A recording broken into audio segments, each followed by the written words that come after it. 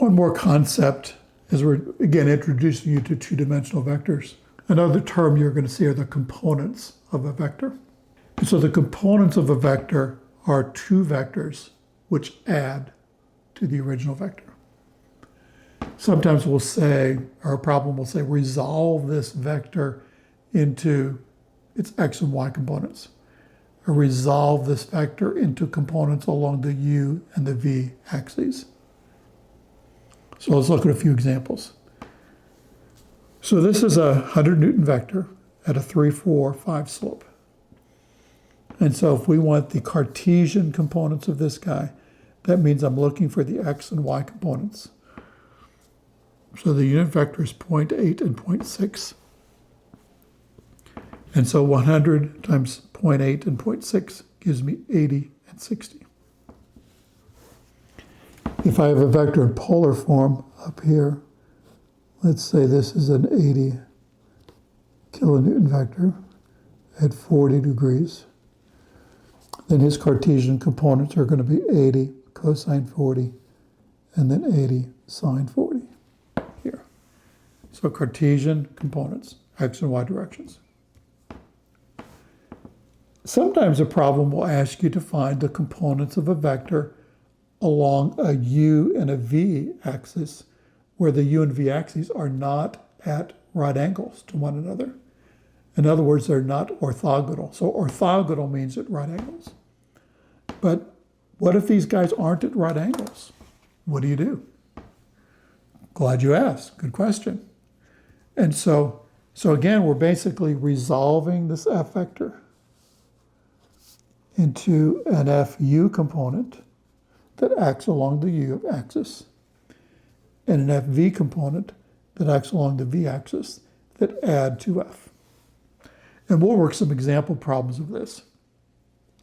But basically, if you go back to our vector polygon or our graphical way of adding vectors, you basically draw a construction line a construction line parallel to u and a construction line parallel to v. And then basically you have an fu that acts along this guy and then an fv that acts along this guy. And so this fv has the direction of v, this fu has the direction of u, and then if you take this guy plus this guy, then you get our original vector. And so you could draw this parallelogram of parallel side, parallel side, parallel side, parallel side. They define the two vectors that give you this guy. And again, we'll work some directions of this. Not super easy, but it is doable, and it's a skill you should be able to do.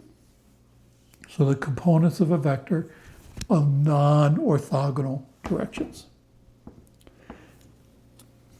Finally, occasionally you'll have a force vector, and then you'll have a cable or a strut or something, and the statics problem will say, what's the component of the force along that cable? And so, this is just some arbitrary line. And so basically, if you know the angle theta between that force and that line, then that component of force along that line is basically F cosine theta. And sometimes I call that F parallel. And so that's a component of F that's parallel to that line. If there's an F parallel, then that also implies that there's an F perpendicular, which is an F that's perpendicular to that line.